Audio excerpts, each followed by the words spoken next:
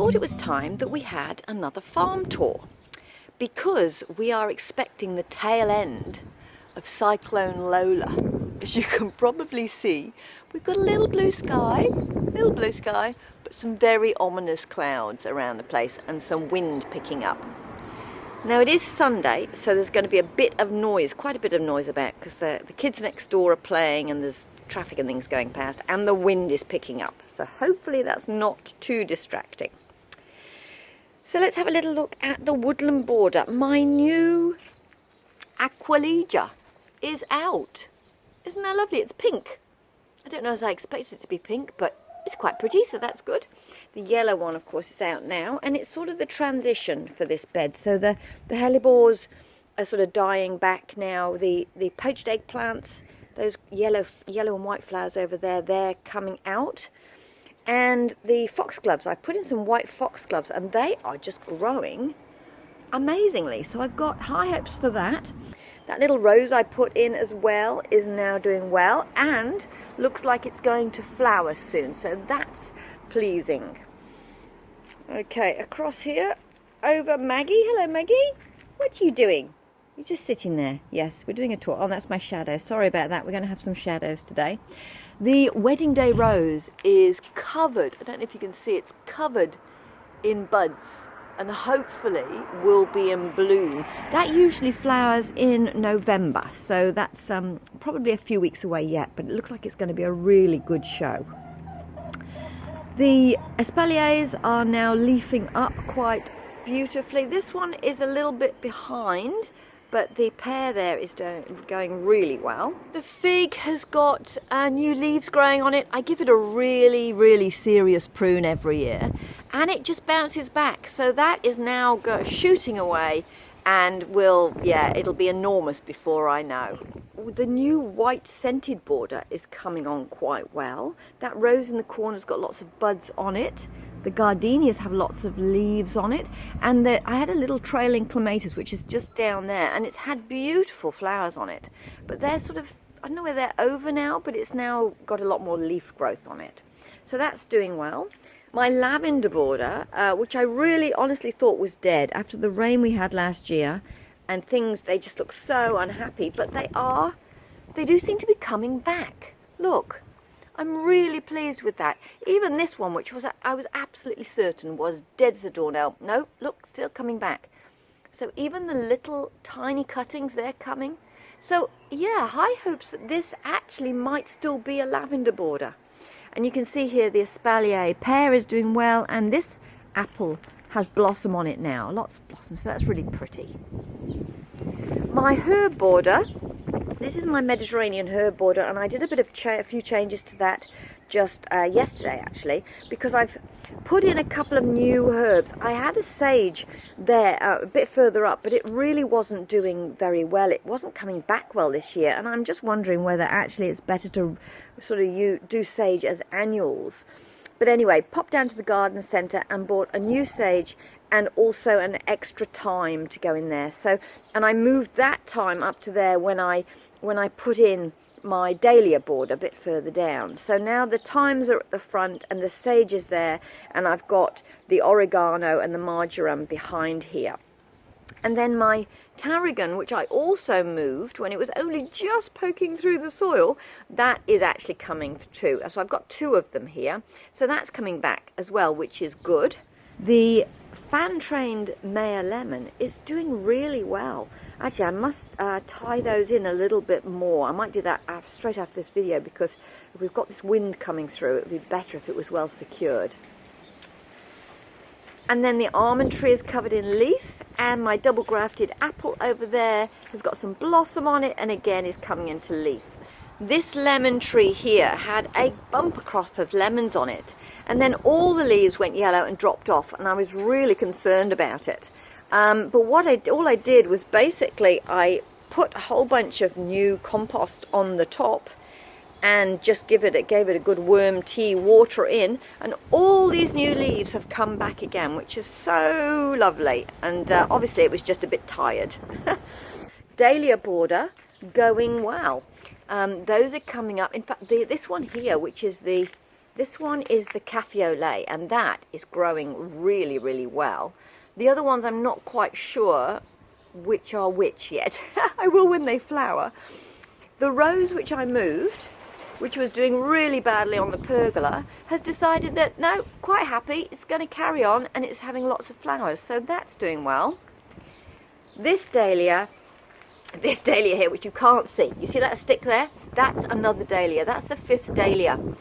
But it wasn't coming up, and the others came up, and of course, you know, me being me, gardener extraordinaire, I thought, oh, well, I'll dig down and see what's happening.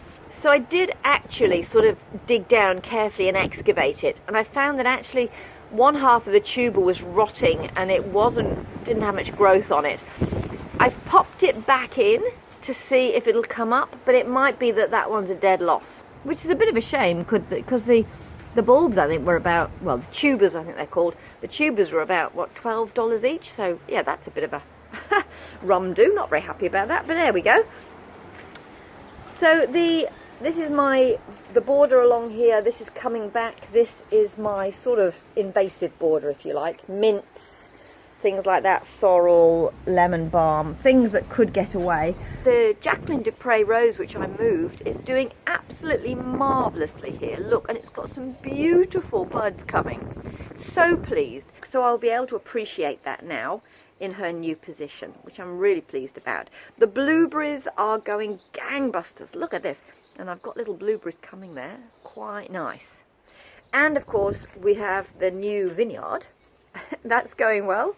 The grapes are all growing away quite nicely, so that's very pleasing. And I even have, look, little buds, little flowers. So I don't know whether I'll let it have any grapes this year, maybe one bunch each, wouldn't hurt. So let's have a look at the kitchen garden. My broad beans are going amazingly well, and we are just having a really good broad bean harvest. There's lots and lots coming out from there. Sorry about this wind. We've got Cavolo, Nero and Chard and some leeks in between there going well too. And coming around here we have, oh hello bumblebee. Do love the bumblebees. It's amazing to me that a bumblebee can fly in this weather and this level of wind and still be gathering nectar, blowing a gale. How they keep airborne in the first place is a miracle to me. But how they, oh, there's 2 of them there, 2 of them. How maybe they're just out busy, knowing it's going to be very bad weather soon. But how they fly in this wind, I've got no idea.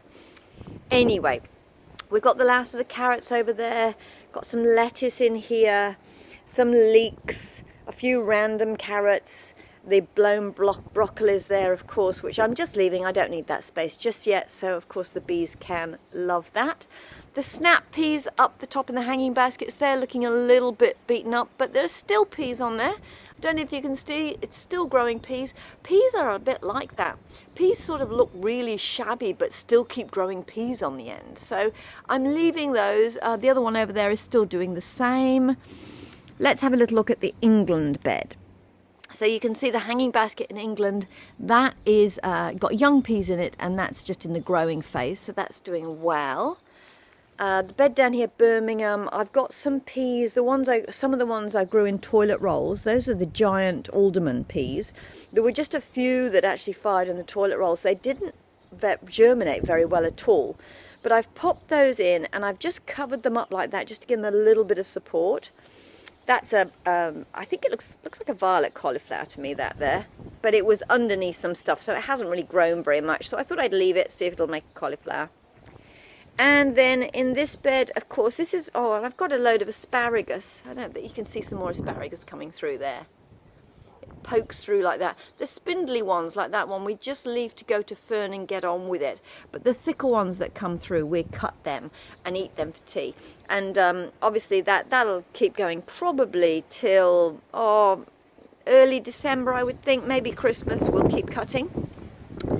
So looking here in London, some of that broccoli I've taken out now because the corn is starting to pick up quite a lot. There is still some Cavolo Nero in there and some onions underneath that hoop tunnel there as well. Lots of flowers. I keep poking flowers in between things. Oh my God, look at the colour there. I mean, isn't that just just amazing. The pop of colour, that orange is just delightful. Those brassicas are still there again, still feeding the bees. There's another bee battling with the wind. Oh, and I didn't say my clematis is out. So look, the clematis that always seems to get knocked off and die and all the rest of it, that is growing really strongly this year. And that's the first flower of the season, so quite amazing. Cardinal red it's called. This bed here, which I planted out the other day, the chard, if you can see past that broccoli, the chard is coming along really nicely. There are actually also flowers in between. If you can see, there are actually, oh, not getting very far here, am I? Oop, there's one there. So in between, I actually have cornflowers planted, so they should come on, and then also some onions deep in there as well. So yes, they all just sort of battle it out for space, really. But we're eating this chard now. It's big enough to eat. So that's the UK pretty much.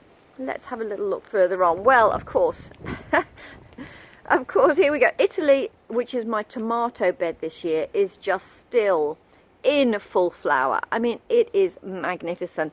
I don't know if you can tell how tall this is. It is taller than me. It is at least 6 foot now, and absolutely covered in bees and insect. The chard has gone as well. That's going into flower now. Quite interesting flower spikes. I've yet to see really what these look like when they bloom, but they better get on with it because they've only really got about a week left to bloom before I pull everything out. So yes, we've got nasturtiums low down, and we've got brassicas flowers, white ones and yellow ones, and just looking glorious. And over this side as well, so looking in Germany, I've got brassicas which I've left go over in that corner because those are the beds that are going to have to be stripped out for when I get the shed in.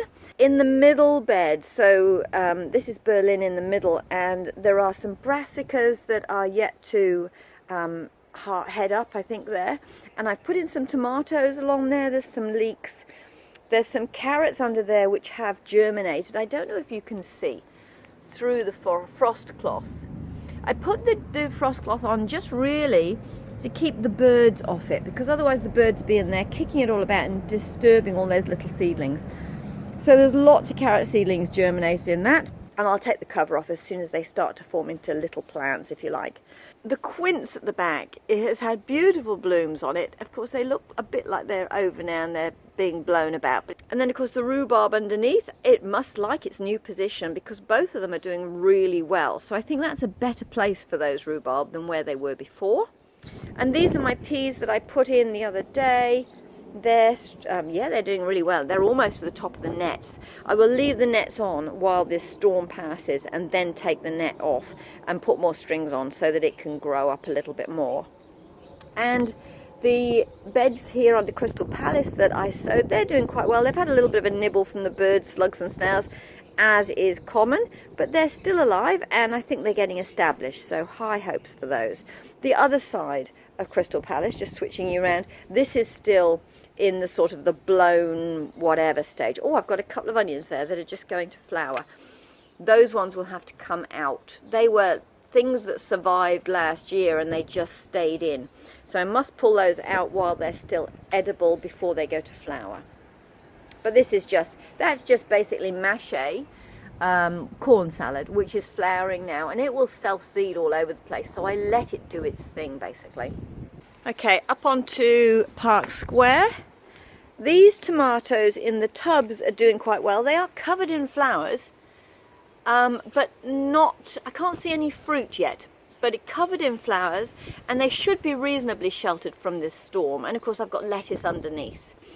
All my tomato seedlings are now in the cold frame with the lid down, because I'm not quite sure what this wind will be like. I have my overwintering peppers. Oh, it's a strong word, that, isn't it? But look, even though they're sad, I do have leaves. There are new leaves on there, new leaves on there. There's even new leaves on there.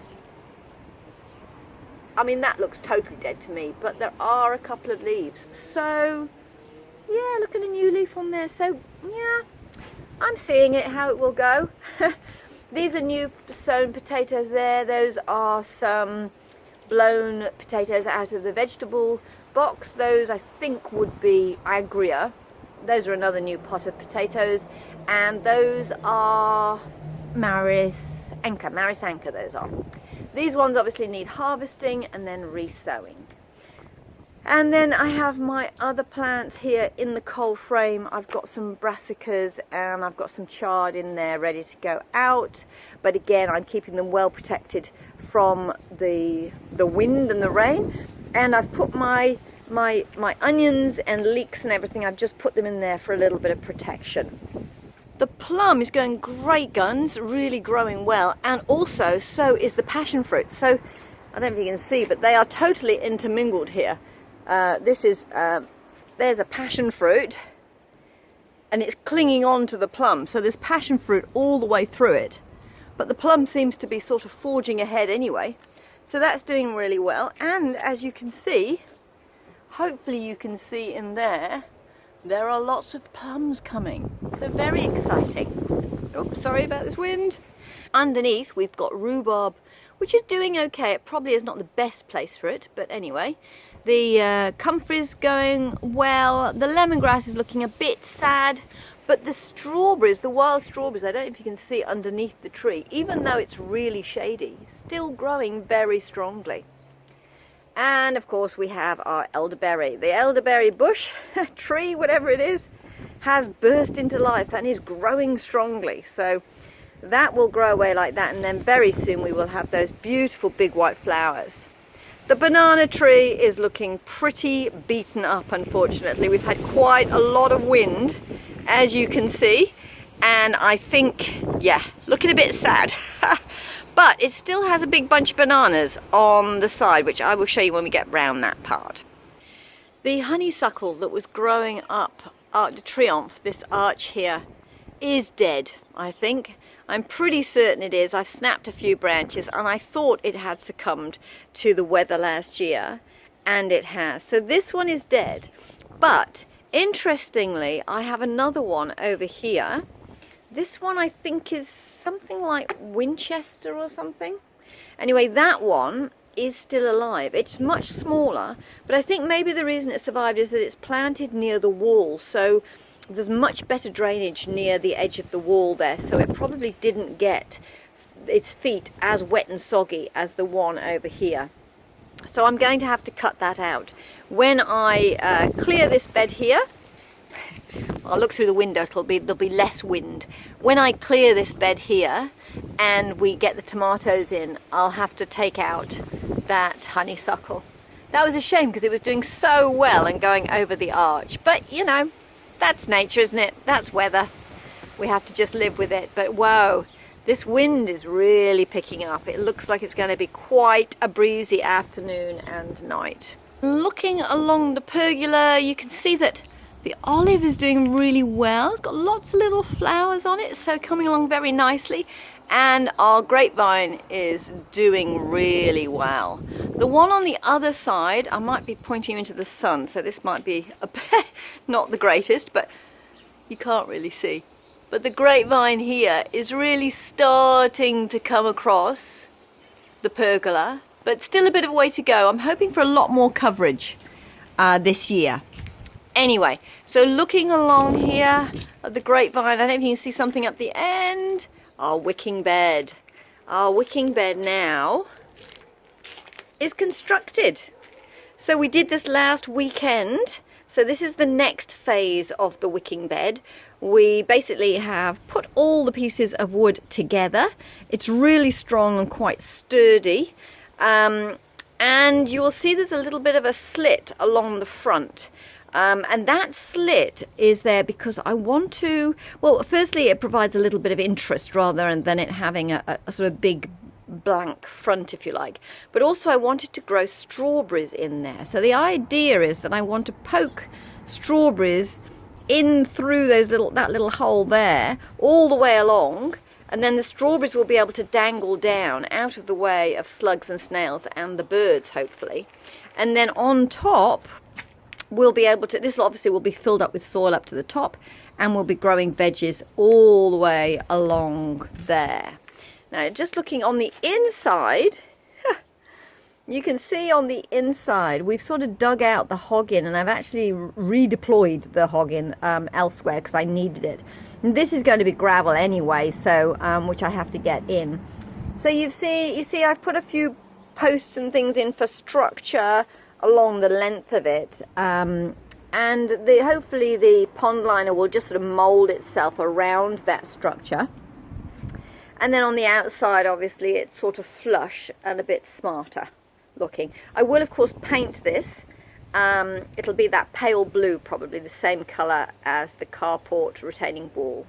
And then once I've painted it, then I shall start to put in the wicking bed equipment, which will be a sort of filling pipe and a pond liner and all that type of thing, which I will show you as we get closer to that point. All my strawberries in waiting now are sitting here in pots. They're all still alive, and they've all had a little bit of, I've had 1 or 2 strawberries off them, and of course they're also underneath the citrus grove, anywhere I could find to snaffle a strawberry.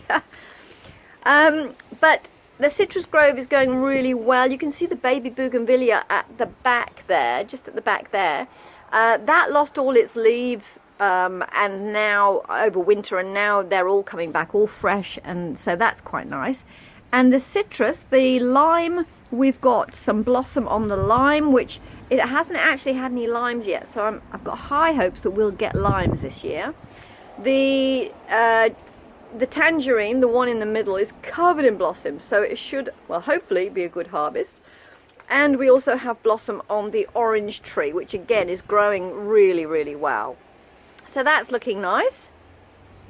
And from here, hopefully you can see the bananas just over the fence. Can you see? So I'm waiting for those to get ripe looking, or riper looking, and then I'll have that off, and then that whole stalk will come out. But it's not ready yet. Looking around down the west gardens, we've got more strawberries, of course, in the pot, and the nectarine is doing really well, and we even have little nectarines. It was covered in blossom, and now we've got little nectarines growing, so that's pretty exciting. The west gardens, I still don't have any plants for the corner structure that I've made yet. I need to go to the garden centre and figure out what to put there. The Chilean guava is looking really nice. And of course, all of the flowers and things down here now are coming into life. So that's a native ground cover with all the little white flowers all over it. That's doing really well. And the pond, bunch of algae and things, but the pond plants are coming back as well. I can't remember what they are from memory now, but anyway, they seem to be doing okay. There are 3 different sorts in there. And this is quite funny. This plant here that's growing along here is actually the thyme. I've put in the ground over here, and it spread itself over there, so I thought, oh well, just let it go for it. And it looks like we're going to have a flower there. I think that's a water buttercup or something. No, that might not be right. That might be an invasive plant. I don't know. And my succulents, can you see? Look, I've got little flowers. So this was the succulent dish that I found on the side of the road, and I've actually elevated it on a terracotta pot because it was getting eaten. Something was getting into the pot and eating it, which I didn't want. So that's looking a lot better since I've elevated it up. I think it gets more light too. And then my succulent garden up here is doing really nicely. There's still some random stuff in the top. I think we've got all sorts, strawberries and alyssum and self-seeded moss and all sorts.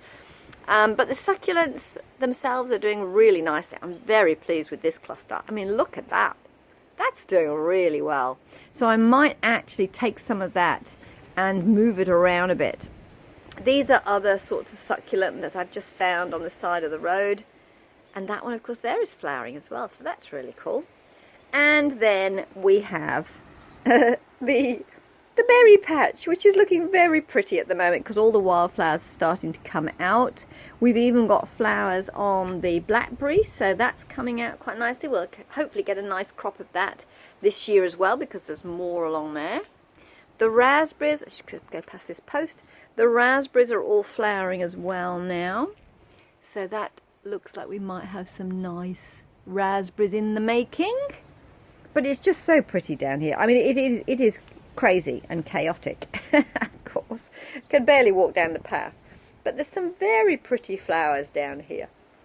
And My viburnum there is flowering, very exciting. And then that my friend's cutting, that's an oak leaf hydrangea, that is doing well as well. So very pleased about that. That's the little baby feijoa, dwarf feijoa, and it looks like it's got some little flowers coming, so that's nice. It doesn't seem to do brilliantly well there, but it's okay for now. It might get moved later on, but for now it's doing well with the bug hotels. We haven't got any wetters in our wetter condo.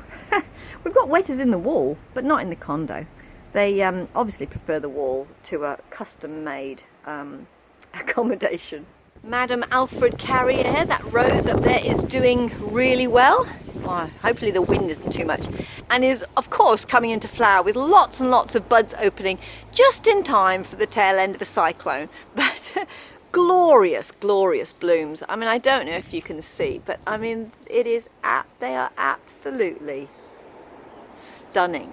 I mean, just beautiful.